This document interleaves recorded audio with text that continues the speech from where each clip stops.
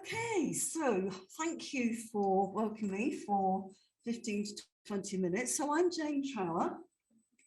I'll own up to about 45 years work experience. I've probably got a bit more than that. Can you hear me and can you see the screen okay? Perfect, okay. So my first job was sorting out strikes in Ford in a place called Dagenham, which is quite a dark area in the UK. And it was a rough ride. There was lots of conflicts with unions going out striking. And when we wanted to launch cars, they would down tools and our cars would stop. So it's been a baptism of fire. I've also worked in organisations like Renault, another car company, food manufacture industry and bottling, so Diageo across the world, HR director for Guardian Royal Exchange, which is now AXA Insurance, so in the city, in financial services, at a time when if you didn't get your governance or your regulations or your compliance correct, they would shut you down very quickly. So you learnt the fast way to align yourself to make sure you were meeting legal requirements.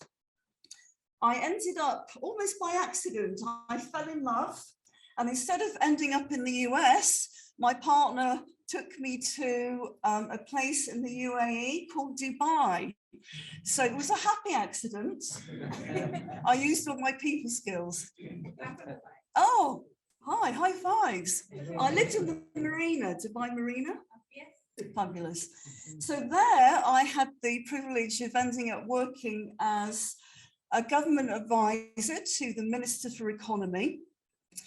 They were based in Abu Dhabi, the Department for Economic Development, and also in a large conglomerate called Dubai Holding, which has telecoms. And it also has, who here likes luxury hotels? It also has, oh yes, fantastic.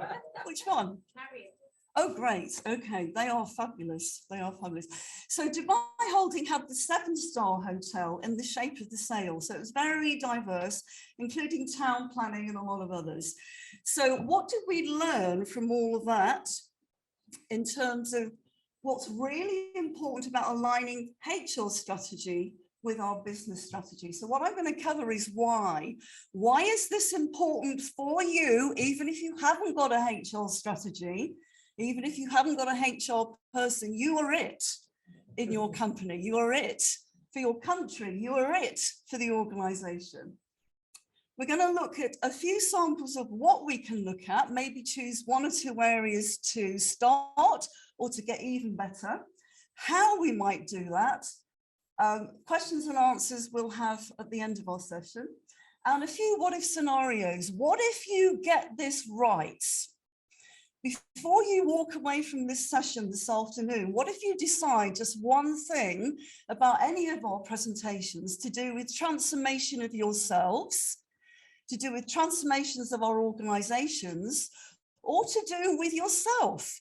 Are you aligned on everything at work? Or sometimes do you experience, like we all do, a little bit of, well, on the one hand, I want to go for this, but on the other hand, I'm a bit conflicted, because it starts with us, doesn't it? If we're not aligned within ourselves, how can we do it with anyone else?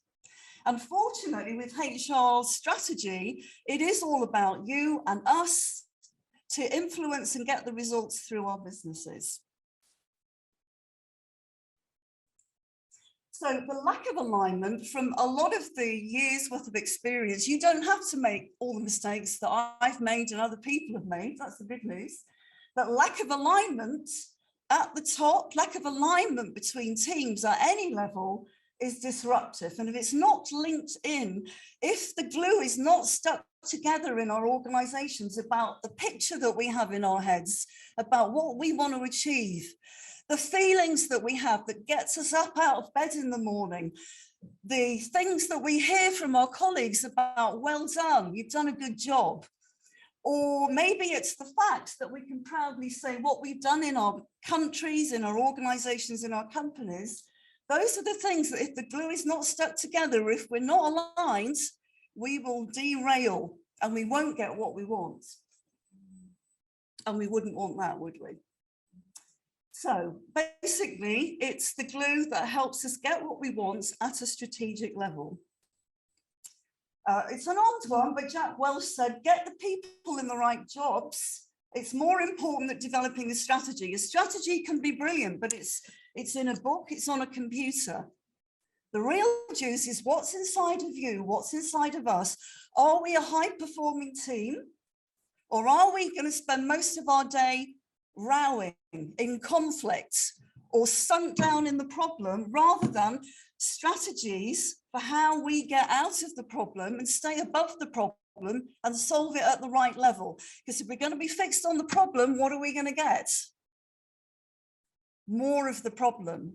Yeah. So HR helps us with this. We help us. You are HR because we're wired. We've still got the best computers on the planet. We can still process 3 million bits of information per second. Sometimes it might feel as if we can only focus on one consciously, but we've still got the best computer. So it's about how do we use the best computer that we've got, and then how do we use the best assets that we've got, the strengths of our team. We're more powerful as a team, aren't we? High-performing team do have conflicts. They just handle conflict better. It's okay to disagree. Great, we've got a different point of view. However, if we're worried about being shot down or people aren't going to listen, we're not going to put our neck on the block and really fight for what our instinct and what our facts and what our mission is for us and our organization, are we? So I'm sure you've got your own whys for what's really important for you about HR or alignment or strategy or getting a high-performing team. Top talents.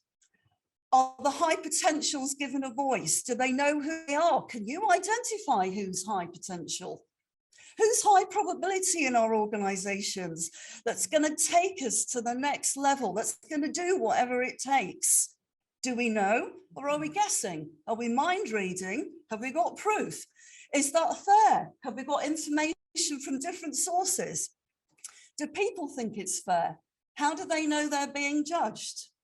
How do you know you're doing a good job? How does your boss or leader know you're doing a good job? Is it guesswork?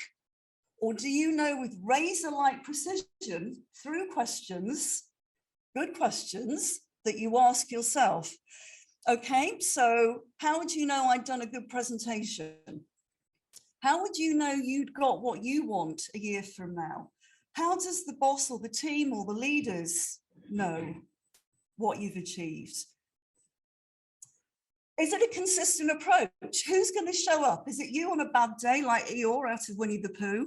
I haven't had much sleep. I haven't got much home today. I'm tired. I sat up till 2. You know, at my age, you've really got to master that energy, because I'm obviously a lot older than some of our young millenniums. So in terms of that, are we working smart? Have we got the organizational learnings, or are we still repeating the same mistakes? Do we even give ourselves a bit of space to look at those learnings and what can we do better? What do we fix?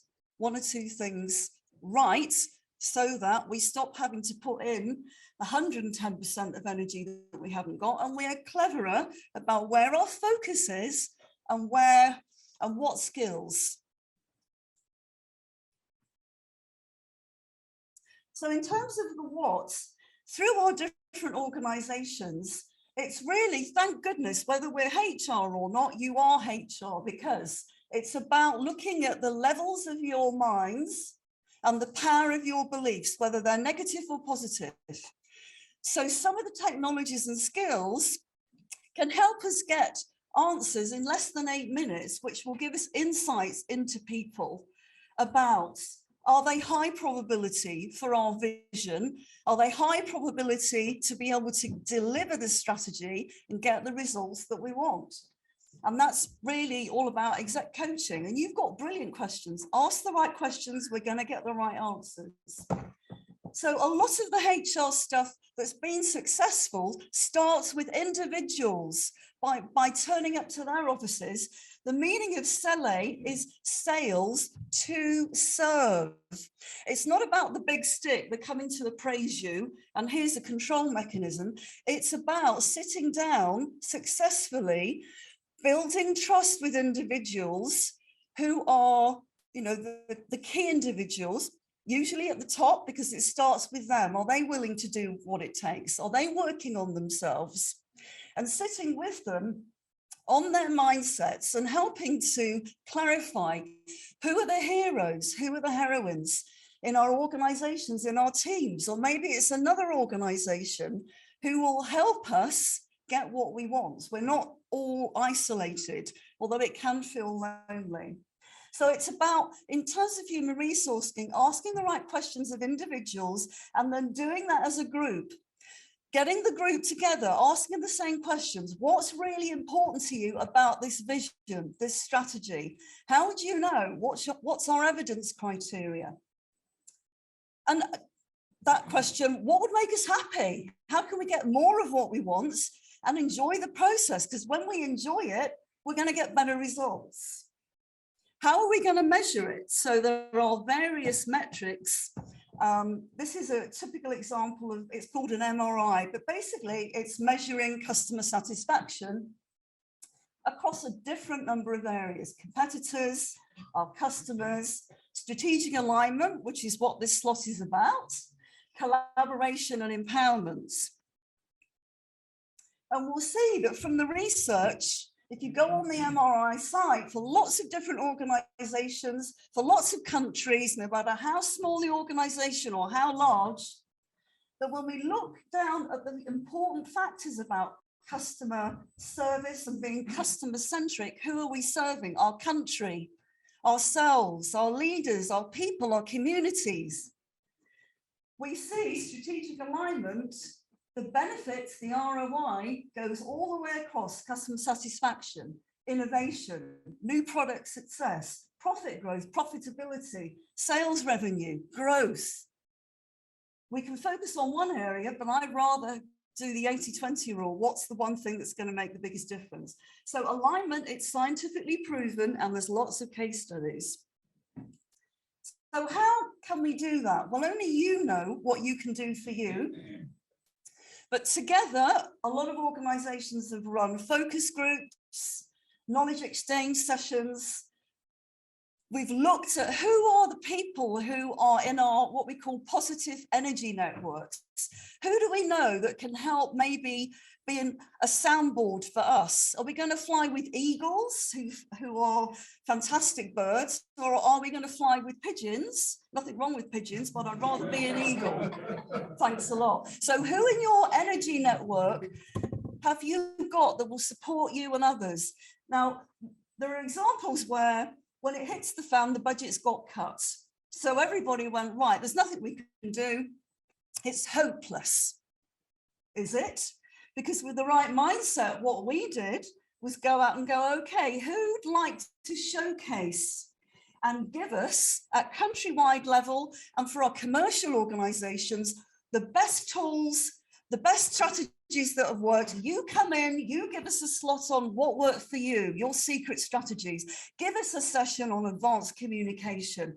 Give us a session on strategy. We don't have the money, but when we do have the money, we're sure going to remember you and we'll be ready to spend the money, right? So it's amazing. Ask the right questions. What can we get done for free? What's in it for them? Two-way win. Ask the right questions, get the right results. And a positive leadership style from Professor Kim Cameron, which is on the Michigan websites. There's a lovely pocket book called Positive Leadership. I'll flash the picture in a minute. Focuses on the power of thoughts, the power of, are we abundantly thinking and are we abundantly behaving in our organizations, or are we acting out of scarcity? We haven't got budget, we're locked up, we can't escape, we're lonely, we can't do this, we can't do that. So those questions about how can you put yourself back in control? If you're not in control in an overwhelm, welcome to the human race. But if you'd like to do something about it, what is in your control? What can you do right now? And when you leave here, 1 day from now, 2 days from now, about aligning you and teams and HR with your business strategy. So we looked at 1 or 2 key skills, if you like, the thought process, the quality of the thought process, and the involvement and engagement, because these all give us those big ticks across all those areas, not just one.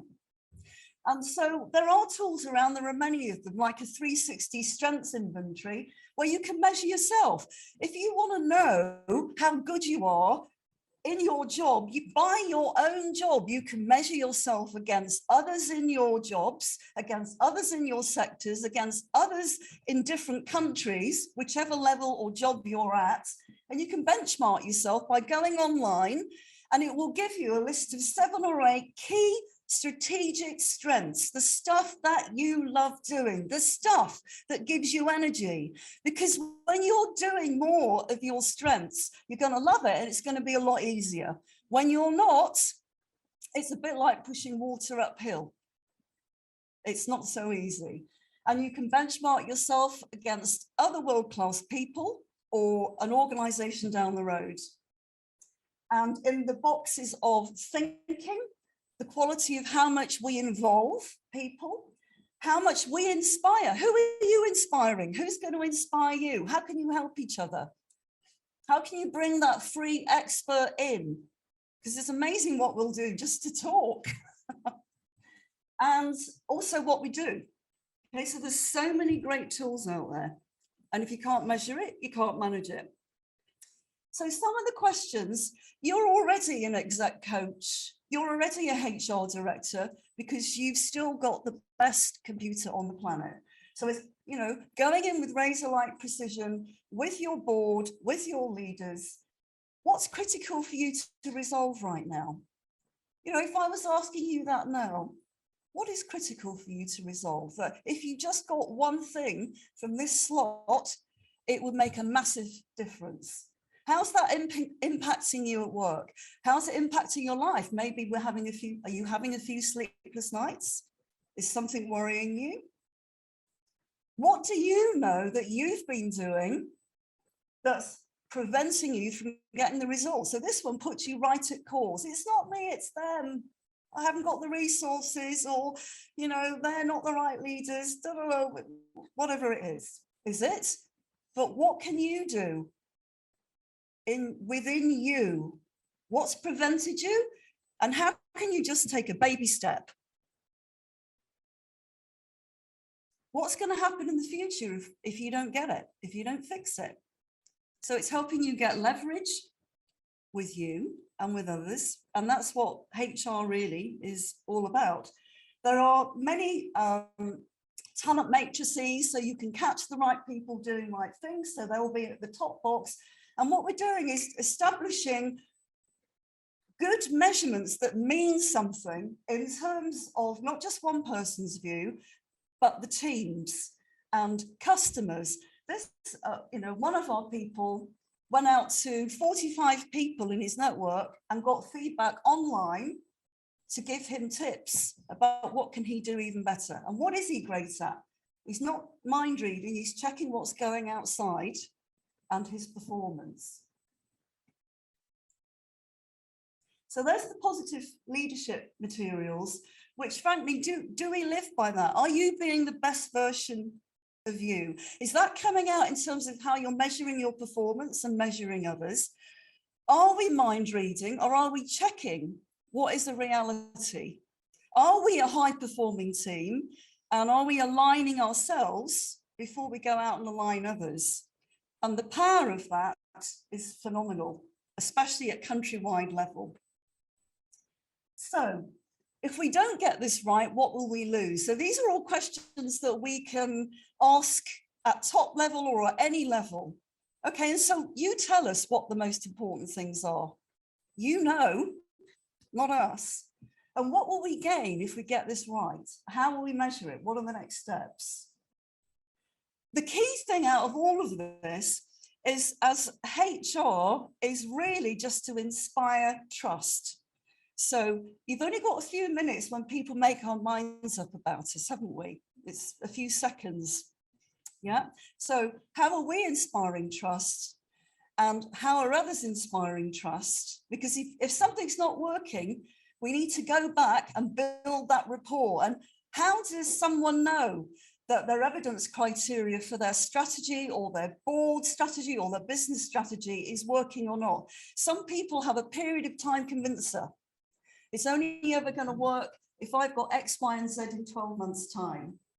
Other people, you'll only ever be as good as your last job. So HR helps us measure that with metrics in different ways. Okay, how are we doing on time? Okay, fantastic. Great. So there's me. So I'm just curious, is it performance management? Is it measurement that you're going to look at? Is it something for you? What are the one or two things that you're going to do for you to align yourself to know that you're 100%, you're not a bit conflicted? And what are you going to do to help your high performing team around you, whoever they are, with those questions? And there's lots of research and tools to back it up. It's enjoy the journey, because I like sweeties. So it's like being a child in a sweetie shop. There's so many goodies out there. And if you want some signposts on that, we're very happy to help. Thank you.